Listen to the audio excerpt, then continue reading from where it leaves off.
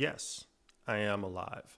It's been a year since I did one of these videos, but I decided to come back because I think, there's some benefit to this, obviously. I mean, I just had a visit with my orthodontist, and my orthodontist basically gave me the green light, saying he thinks I'm good for the surgery. So I then scheduled a meeting with the surgeon. Surgeon agreed. They had to do this whole video scan, took about 20 minutes of my whole mouth to send off to the surgeon, which I'll see again next week to confirm that it still looks good, that I'm ready for the surgery. And then in about 4 months' time, they're going to break my jaw. So I know it's been about a year since I've been doing these videos, or since I did one of these videos. I guess in that time, and if you could see, they're definitely much straighter. My canines were the ones that were kind of jutting out all over the place. Those were the big things, but they're definitely doing something in there. But yeah, I told myself I was going to do these videos each week. I told myself I was going to take a photo each day and then kind of watch the slow progression of things. And I don't know, I guess it got too overwhelming to think that I had to do that throughout the entire time, which really I should have learned to just enjoy the process as opposed to this kind of external thing that I was trying to create, whether this be a channel that would grow into something for a bunch of people who are going through the same kind of surgery process. And the surgery, for anyone who's new, is the MMA surgery. I think it's the maxillofacial facial surgery. I don't know if you search MMA jaw surgery online, it'll pop it up for you. But yeah, they're basically, so it's all this plus the sleep apnea that I have. Talking with the orthodontist, he basically said the surgery along with braces will help fix all of that. So yeah, I got the consultation for this about 10 years ago, the first one, where the surgeon or the orthodontist basically said the same thing. And I was like, wasn't ready for it. But now at my age, I'm almost 40, and talking with the orthodontist last year, I decided that it was time to just kind of bite the bullet and do it. So yeah, I mean, we're almost there. I've had these braces for a little over a year. They're basically the normal part of my life. If you notice, there's these black things in here. Those are, I forget what the term of them are, but they help push the braces or the teeth together. They cover up all the gaps in here. Oh, I should show you then too. I got to go through a process of wearing these little things. I don't know if you could see that. We'll focus in. Yeah, there it is. These are just the rubber bands, and you've probably seen other people wear them. But yeah, I had to go through that. I had to wear these while I took a trip to Japan, which wasn't too bad. It's just something you have to be mindful of. You have to change them out like 3-4 times throughout the day because there's these hooks on some of them that help do something to the jaw. I have no idea what.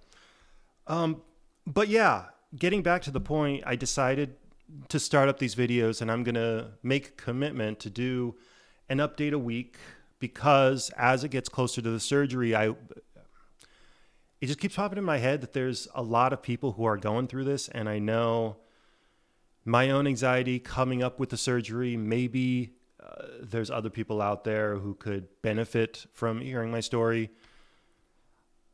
Whether this turns into something or not, I have no idea. Whether I continue with this or not, I have no idea, but I am going to learn to trust the process.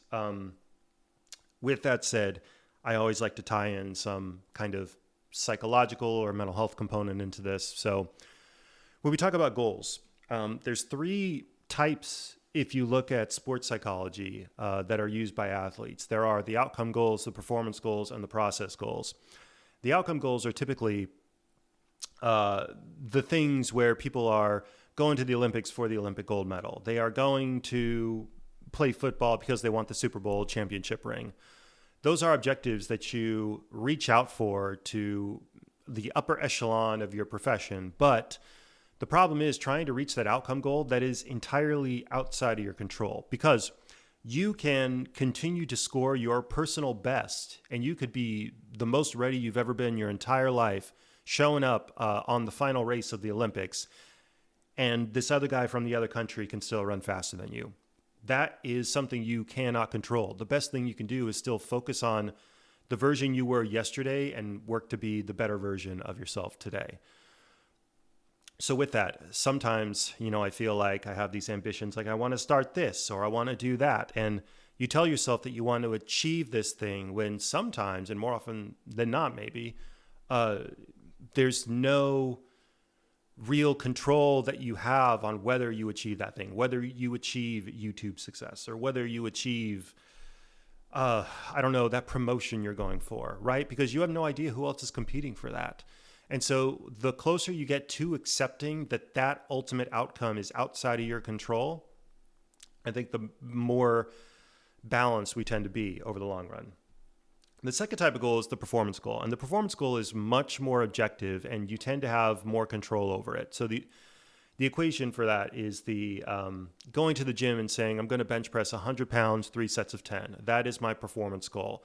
And if I meet that, then I'm going to up that to 110 pounds, 3 sets of 10. So you can measure that. And if you don't meet it, then maybe you need to adjust your performance goal or whatnot. But the more often you achieve your performance goal, you increase your chances of achieving your outcome goal. So, there's that. And then there's process goals. And process goals are essentially it's this binary decision. Did you show up? Did you do this thing? Yes or no? And if you did, then you check a box. And if you say no, then you say you didn't. Jerry Seinfeld has a similar idea where he talks about don't break the chain. I've heard this story a few times in a few different books, but he essentially says, I just write one joke a day. Doesn't matter if the joke's good or bad. I just write one joke. And then he's got a calendar where he just marks a big X to indicate that he wrote the joke. And so he shows people, don't break the chain. Continue writing those X's. So with that said, the performance or the process goal is checking in with yourself. It is showing up to do the thing. So if you're doing the YouTube channel, right? Say, I'm going to do one video a day, or I'm going to show up and research one thing. Did you do the thing? And then you check it off. And you can adjust your process goals too, because sometimes your process goals can be too ambitious. You don't want to overstretch yourself and burn yourself out. I mean, that's why maybe the more I think about it, setting a process goal of completing one video a week might be too much, depending on what your lifestyle is. For my lifestyle, I was going through a lot. Back then when I started this channel, because I was doing a full-time job where I had to drive out to the office, be there 40 hours, and then fight traffic. It was about 45 minutes one way, an hour and a half round trip. Where now I work from home. I see my clients here.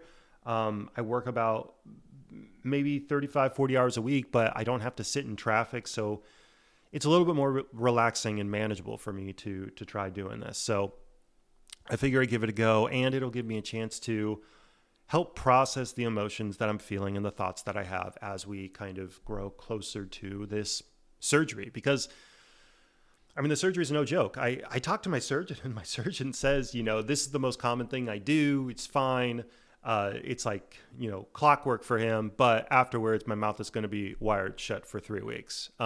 So with that, I try to mimic it, and it's basically going to be like this. I could still technically talk through the teeth, but they're literally going to be wired shut. And he actually recommends that you continue talking as you recover with your mouth shut, because when you do that, you are working the muscles, and it actually prevents muscle atrophy. Because once they take the wires off, I've talked to a few people, they literally say it's so difficult to open your mouth because you're not used to it anymore after 3 weeks of it. So there is that. I'm not too concerned. I'm probably definitely going to be out of it for, 3-4 days. I'll talk to my surgeon about that next week, because I'm really curious what that is going to look like. But again, that's still a few months out at least. I'm not trying to think about that too much, because the more I think about it, the more it sits in my head and the more anxious I get. And that's just something out of my control. At the end of the day, again, I do not have control over that.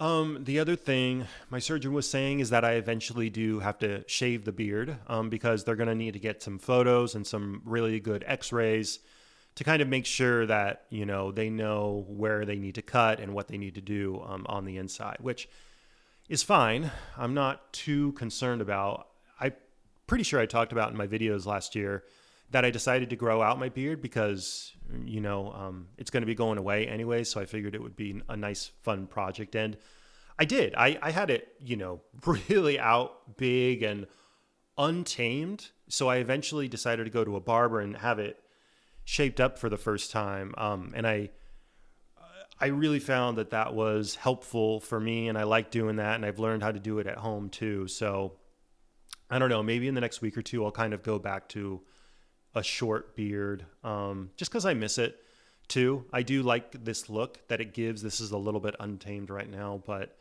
I don't know. The short look was just nice. It was easy to maintain. It was easy to trim.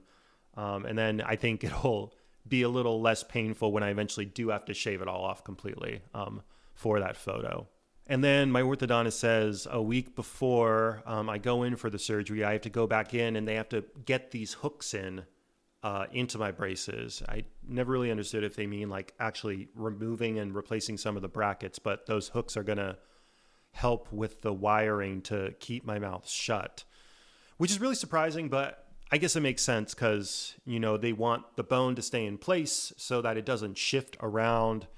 But they said too, as they are, breaking, it's so weird talking about it like this, when they're, removing parts of the bone in order to put the bone and hold the bone in place, they're going to be putting these like little L brackets in there. And then they're just going to stay in there. They ultimately stay underneath the tissue. And they're small enough, he says, to where you don't really feel them. So go figure. I'm going to be a little bit of a robot afterwards, I guess, which I hope doesn't impact my, going through TSA or anything like that.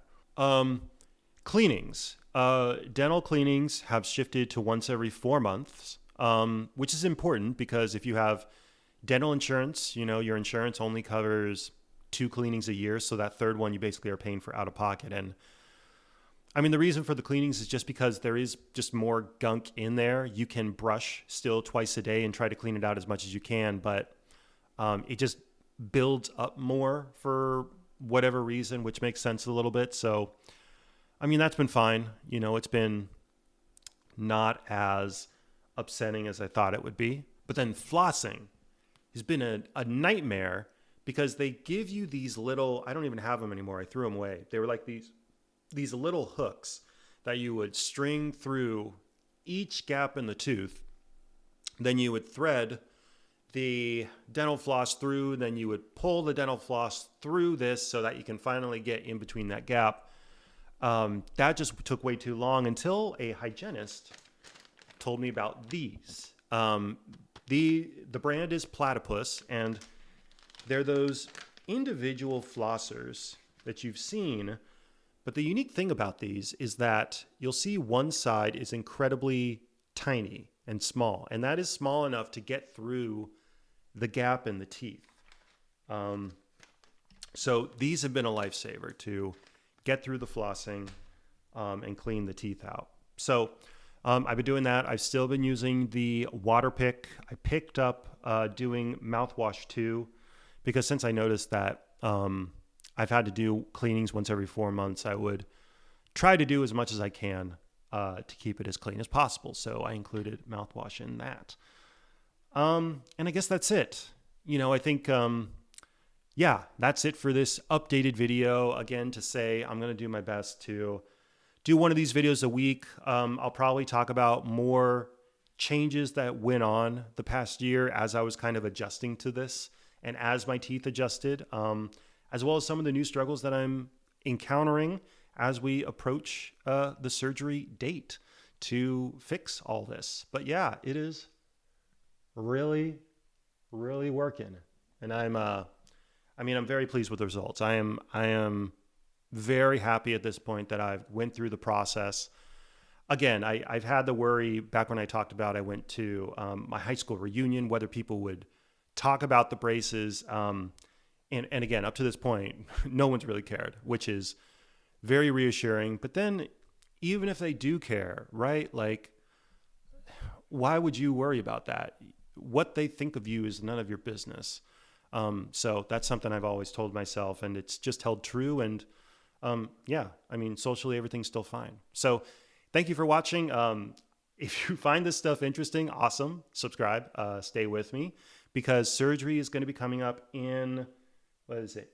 It's almost end of October now. So November, December, January, February. Surgery's in February, so it'll be here in about 4 months. So thanks for sticking around, and I'll see you next time. Take care.